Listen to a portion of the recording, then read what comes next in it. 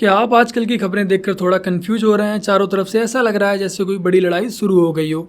एक तरफ ट्रंप और यूरोपियन यूनियन जैसे इंटरनेशनल प्लेयर हैं और दूसरी तरफ हमारे देश के अंदर राहुल गांधी जैसे नेता जो बार बार चुनावों में धांधली का आरोप लगा रहे हैं। सुनने में तो ये सब आम बात सी लगती है, लेकिन अगर आप थोड़ा ध्यान से देखेंगे तो हमारे देश के अभी के हालातों पर नजर डालेंगे तो मामला इतना सीधा भी नहीं है। ये सिर्फ रोज की राजनीति नहीं है, ये एक सोची समझी साजिश है। राहुल गांधी आज ईवीएम पर सवाल उठा रहे हैं, वोट चोरी को लेकर सत्ता पक्ष पर आरोप लगा रहे हैं और कह रहे हैं कि चुनाव बैलेट पेपर से होने चाहिए क्योंकि ईवीएम हैक हो जाती है। लेकिन क्या आपको पता है कि इनकी दादी इंदिरा गांधी खुद धांधली करके चुनाव जीती थी? उनका चुनाव सुप्रीम कोर्ट ने खारिज तक कर दिया था। और तो और राहुल गांधी के पिता राजीव गांधी तो बैलेट पेपर पर भी धांधली के आरोप लगा चुके हैं। साफ है कि ये लोग अपनी हार स्वीकार नहीं कर सकते। क्या है? बीजेपी के पिछले पार्लियामेंट में, लोकसभा में 86 सीट आई। उनकी 86 सीट जीतने की ताकत तो आज तक नहीं बनी। उनका वोट मुश्किल से 8% था, बढ़ के 12%। 8% पे 2 सीट मिली, 12 पे उन्हें 86 सीट मिली। ये तो हिसाब जुड़ता नहीं, गलत बनता नहीं तो इस हिसाब से तो कांग्रेस को 500 सीट जीतते हैं, तो कुछ गड़बड़। जब भी हारते हैं तो कभी ईवीएम पर तो कभी बैलेट पेपर पर आरोप लगा देते हैं। इनके लिए सिर्फ आरोप लगाना आसान है, खुद की हार ये लोग स्वीकार नहीं कर पाते हैं। और मैं इस वीडियो में आपको जो भी बता रहा हूँ उसमें मैं कुछ भी अपनी तरफ से ऐड नहीं कर रहा हूँ, सब कुछ डेटा और फैक्ट्स के आधार पर ही बता रहा हूँ। और हाँ, मैं कोई पॉलिटिक्स का बहुत बड़ा ज्ञाता नहीं हूँ, लेकिन जिस टॉपिक पर वीडियो बना रहा हूँ उस पर रिसर्च अच्छे से करना जानता हूँ। तो इस समय हमारे देश में जो हालात पैदा किए जा रहे हैं बाहरी और आंतरिक, ठीक कुछ महीने पहले बांग्लादेश में भी यही हालात पैदा किए गए थे। बांग्लादेश में भी वहाँ शेख हसीना के खिलाफ ऐसे ही आरोप लगे थे कि उन्होंने चुनावों में धांधली की है।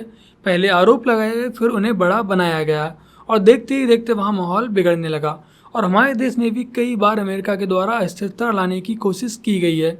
अगर आपको याद हो तो कैसे शाहीन बाग के समय पर देश की राजधानी का चक्का जाम कर दिया गया था, कैसे शर्जील इमाम देश के 7 राज्यों को चिकन नेक से काटने की प्लानिंग कर रहा था। क्या आपको लगता है कि ये लोग ये सब अकेले अपने दम पर कर सकते थे? नहीं, इसके पीछे पूरा डीप स्टेट था, जॉर्ज सोरोस जैसों की फंडिंग थी, लेकिन ये लोग उस समय कामयाब नहीं हुए। लेकिन अब एक बार फिर से ये सब दोहराने की कोशिश की जा रही है। हमारे यहाँ भी कुछ बांग्लादेश जैसा करने की कोशिश की जा रही है। और चुनावों में धांधली को लेकर प्रदर्शन व हिंसा की खबरें जल्दी आपको सुनने को मिलें तो आप लोग चौंकिएगा मत। अब आप सोच रहे होंगे कि ये सब आखिर कर कौन रहा है, कौन करवा रहा है? तो इसके पीछे की कहानी थोड़ी गहरी है। कई लोगों का मानना है कि ट्रंप के पीछे अमेरिका की डीप स्टेट ताकतें हैं। इनका एक ही मकसद है, भारत में अराजकता फैलाना और यहाँ की सरकार को गिराना। क्यों? क्योंकि उन्हें भारत में एक ऐसा नेता चाहिए, कुल मिलाकर एक कठपुतली सरकार, जो विदेशी कंपनियों के लिए काम करे, भारत के अपने उद्योगपति और कंपनियों को बर्बाद करे और उनके एजेंडे को आगे बढ़ाए।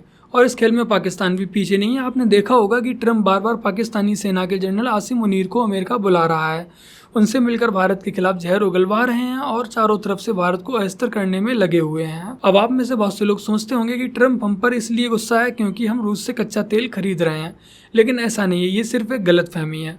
आपको ट्रंप का वो बयान याद दिलाता हूँ जब एक रिपोर्टर ने ट्रंप से पूछा कि अगर रूस युद्ध रोक दे तो क्या वो भारत पर टैरिफ हटा देंगे? और पता है ट्रंप ने क्या जवाब दिया? उन्होंने कहा हम ये बाद में तय करेंगे, लेकिन अभी तो वे 50% टैरिफ दे रहे हैं। यह सिर्फ रूस से तेल खरीदने की बात नहीं है, यह उससे कई बड़ी लड़ाई है। यह लड़ाई है भारत के कृषि और डेयरी सेक्टर को अमेरिकी कंपनियों के लिए खोलने की। और इसके लिए ट्रंप भारत कंडा अपनाने की कोशिश करेगा। वो पाकिस्तान को पैसे देगा, चीन को प्राथमिकता देगा और अपने दलालों से भारत में हिंसा और गृह युद्ध जैसे हालात पैदा करवाएगा। लेकिन ये लोग एक बात भूल रहे हैं कि इस समय हमारे देश का प्रधानमंत्री कोई और नहीं, नरेंद्र मोदी जी हैं। और वो अच्छे से जानते हैं कि वो किन ताकतों से उलझ रहे हैं। प्रधानमंत्री नरेंद्र मोदी ने खुद कहा था, मुझे पता है कि मुझे इसकी कीमत चुकानी पड़ेगी। हमारे लिए अपने किसानों का हित सर्वोच्च प्राथमिकता है। भारत अपने किसानों के, पशुपालकों के और मछुआरे भाई बहनों के हितों के साथ कभी भी समझौता नहीं करेगा। और मैं जानता हूं व्यक्तिगत रूप से मुझे बहुत बड़ी कीमत चुकानी पड़ेगी, लेकिन मैं इसके लिए तैयार हूं। मेरे देश के किसानों के लिए, मेरे देश के मछुआरों के लिए, मेरे देश के पशुपालकों के लिए आज भारत तैयार है। और मोदी जी ऐसे ही कुछ नहीं बोलते, वो पिछले 30 सालों से ऐसे ही धोखे और डबल स्टैंडर्ड का सामना करते हुए सत्ता में हैं। वो चुप नहीं बैठेंगे। इसी महीने पुतिन भारत आ रहे हैं और फिर नरेंद्र मोदी जी चीन जाएंगे। मोदी जी बाहर वालों को संभाल लेंगे, लेकिन देश के अंदर जो लोग हैं उन्हें हमें संभालना होगा, क्योंकि हम इसी देश का नमक खाते हैं, यहीं रहते हैं, यही हमारी मातृभूमि है। हमारी सेना बॉर्डर पर लड़ती है और हमारा फर्ज है कि हम देश के भीतर के दुश्मनों से लड़ें और देश विरोधी ताकतों को उनकी जगह दिखाएं। हमें जागना होगा, अब चुप बैठने का वक्त नहीं है। बाकी का आप इस पर क्या सोचते हैं? क्या आपको भी लगता है कि ये सब सिर्फ एक सहयोग नहीं बल्कि एक बड़ी साजिश है? अपनी राय कमेंट कर अवश्य दीजिएगा। बाकी यदि आपको ये वीडियो अच्छी लगी तो वीडियो को लाइक शेयर कमेंट और अपने चैनल को सब्सक्राइब भी आज से कर लीजिएगा। चलिए फिर मिलते हैं एक और नई वीडियो के साथ।